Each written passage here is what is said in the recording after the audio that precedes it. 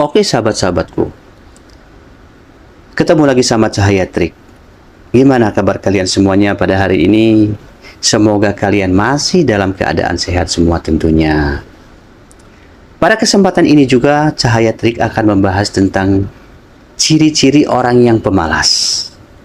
Nah, biasanya di dalam kehidupan kita setiap hari, berbagai macam kita temukan orang.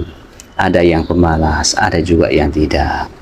Nah, kali ini saya akan memberi ciri-ciri orang yang pemalas tersebut seperti apa. Oke, tidak usah panjang lebar, sahabat-sahabatku. Kita masuk yang pertama. Yang pertama, menunda pekerjaan.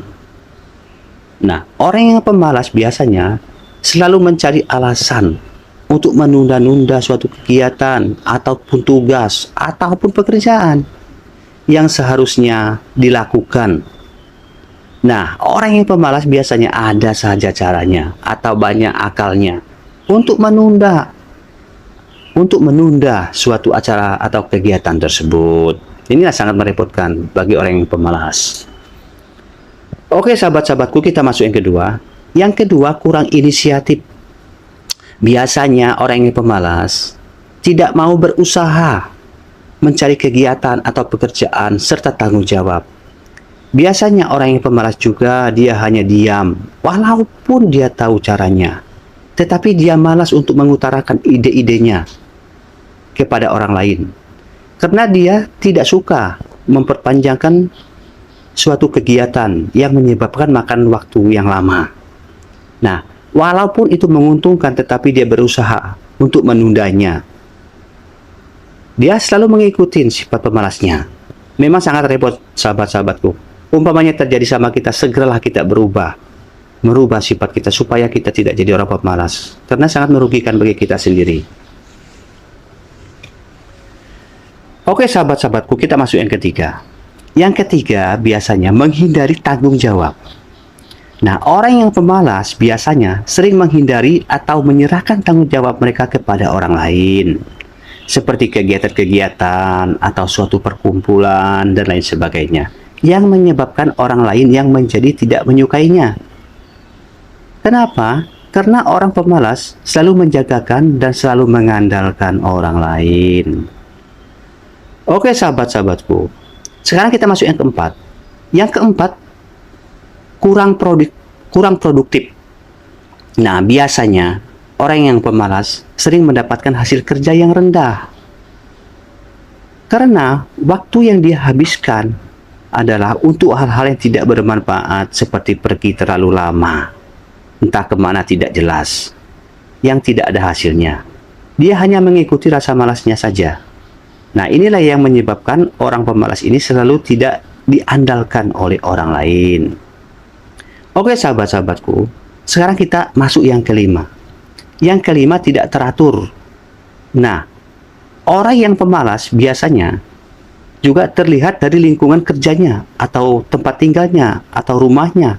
Biasanya berantakan dan tidak terurus. Karena kurangnya rasa tanggung jawab itu. Nah, inilah yang menunjukkan bahwa orang pemalas tidak teratur.